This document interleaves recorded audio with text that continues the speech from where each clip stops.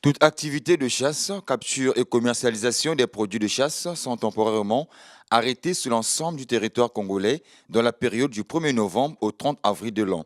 Ceci pour favoriser la reproduction d'animaux sauvages dans les conditions idéales. Une mesure qui ne suspend en aucun cas le droit des populations autochtones de chasser à des fins d'autoconsommation, a fait savoir un agent des eaux et forêts. Constat fait sous les marchés de la ville Océane, vendeurs et consommateurs sont autour des rayons réservés à la vente des viandes de chasse.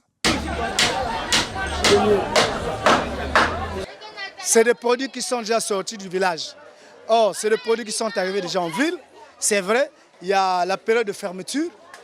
La période de fermeture, nous aurons l'ouverture à la période de mai. Pour l'heure, on ne peut pas vendre n'importe quelle espèce. Nous avons des espèces que nous vendons qui sont bel et bien autorisées. Donc, nous respectons les règlements dans le domaine du service. Pourtant, la chasse est déclarée fermée. Ces vendeurs s'approvisionnent dans plusieurs localités afin de satisfaire les consommateurs. Dans ces marchés de la place, on trouve plusieurs espèces, même celles protégées par la loi. La viande, ça sort un peu partout. Ça peut quitter au Niari, ça vient et les vendeurs viennent amener ici et nous achetons. Bon, ça peut quitter par la route de Kabinda, on achète. Mais par Kokwati, c'est un peu rare parce qu'il y a les éco-gares. Maintenant, nous, souvent, c'est le réalignement, c'est-à-dire dans la grande voie, la voie ferrée, la route, on nous amène des clients. Nous sommes dans une ville. Quand ça quitte en Brousse, ça rentre en ville, la ville urbaine, on ne peut plus surveiller.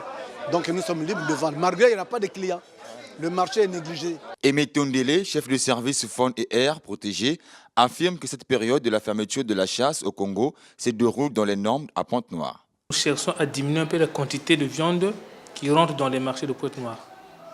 C'est comme cela que nous menons plusieurs activités pour demander population d'essayer de diminuer cette activité-là. Sinon, les forêts vraiment seront vides.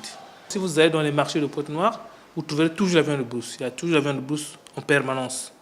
Mais ce n'est plus en quantité comme c'était avant.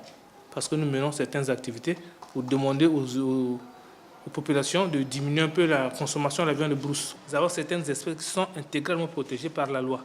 Et ces espèces-là ne doivent pas être chassées.